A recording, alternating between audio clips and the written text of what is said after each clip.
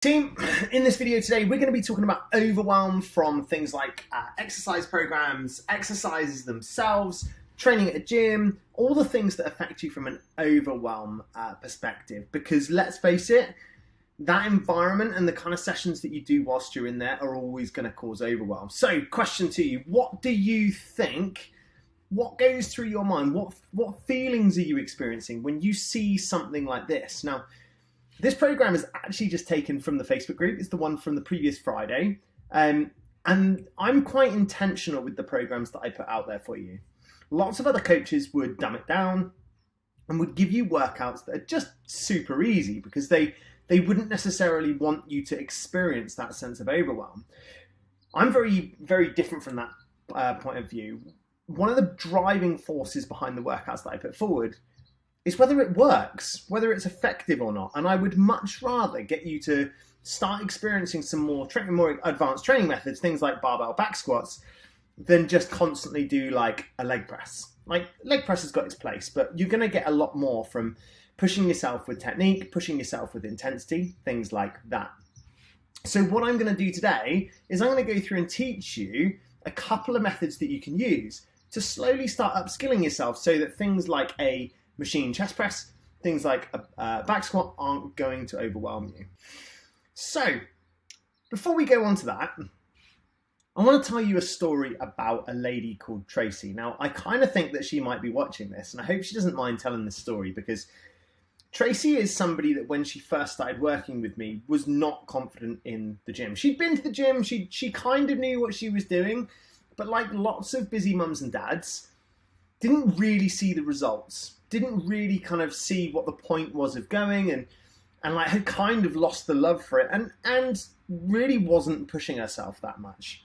Now, Tracy walked into the gym with a program that was more advanced than she was used to. She walked in not expecting it, and when she got there, she was faced with a program that she was not confident on. New movements, new rep ranges, more difficult movements, more advanced movements, and like, to quote her, she said she literally wanted to turn around and walk out. Now, that feeling of wanting to run away from that comes from overwhelm. And it's really important that it's okay to get overwhelmed by stuff, but it's really important that you have techniques and strategies to help remove the overwhelm when it does happen, to actually sort of meet it head on and be able to fix it. Tracy got in contact with us. She works one-to-one with us anyway. She got in contact with us and was able to sort of get those little tips, but she cracked on, got that session done, and actually moved forward from it. But that is a really big example of overwhelm. So there's a few things that you can do to get around this. I don't know where to put my face, so it's not in the title. So there's a few things that you can do to get around this, and I'll give you a bonus one at the end. But the first one is YouTube. Now, there's a lot to be said for doing your own research, and the people I work with, the ones that are actually interested in learning, the ones that are interested in getting better at this stuff, tend to be the ones that develop and learn and actually get to the point where they're doing things pretty much on their own. YouTube is an absolutely brilliant library full of the movements that you're looking for. So if you look at the little picture, you can see that I've searched for a step up. Not all step ups are created equally. So there's always going to be lots and lots of different sort of videos to do it. Now, here's a couple of little tips for you to help you to navigate YouTube. Number one is to look for short videos. If you're in the gym and you find a video that's 18 minutes long on a step up, it's not going to help you within that session. So if I was to look through here, you've got one that's nearly 15 minutes, one that's 15 seconds, one that's a minute 55. I'm absolutely going to go for this one. Absolutely. The second thing with YouTube is that there is a guy called Marcus Philly, and he runs a company called Functional Bodybuilding. Now, his videos are really good. There's no talking, there's a little bit of music, and just a demonstration of him doing them. And his technique is always very, very good. So Functional Bodybuilding or Marcus Philly, he's got so many videos of these exercises. I actually use them in my training library on my training app.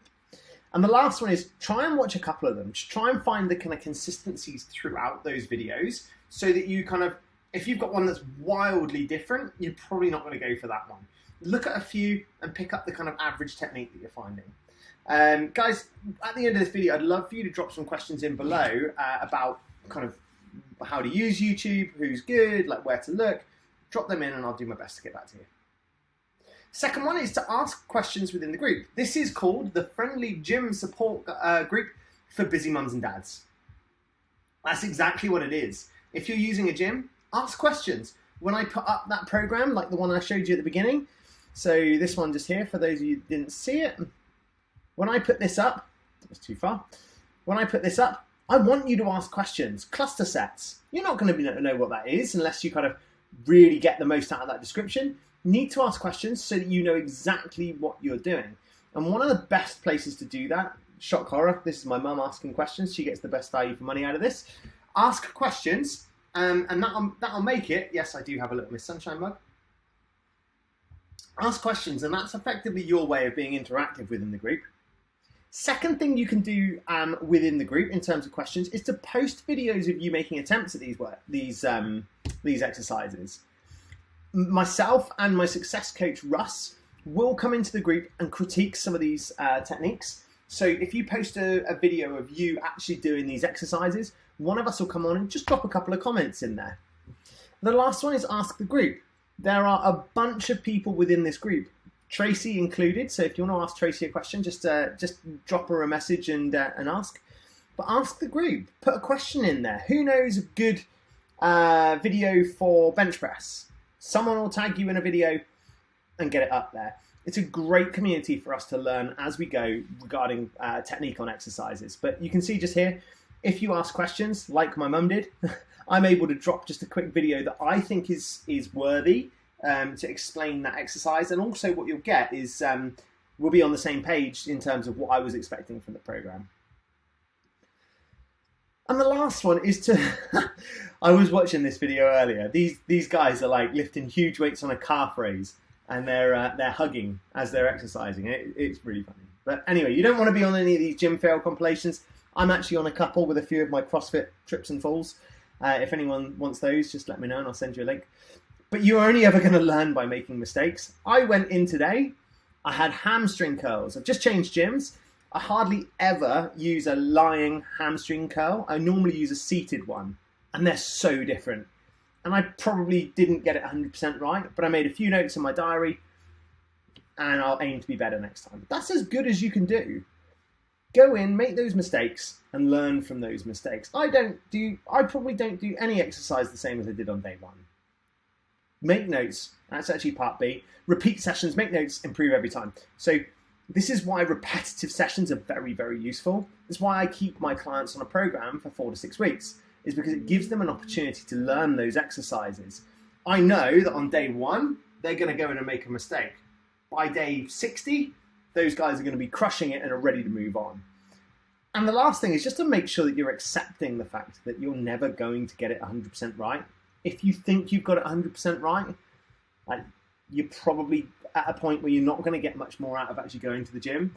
So understand that you're always going to have things that you can improve, but be prepared to make mistakes. Show Russ those mistakes by putting them on the videos, and you'll learn. But when it comes to overwhelm, it's okay to make mistakes. We don't want. And the bonus one, if you need more support, this is exactly the kind of thing that I do on my one-to-one program. I don't normally talk about my one-to-one program within this group. I try and add as much value as I can through some free content.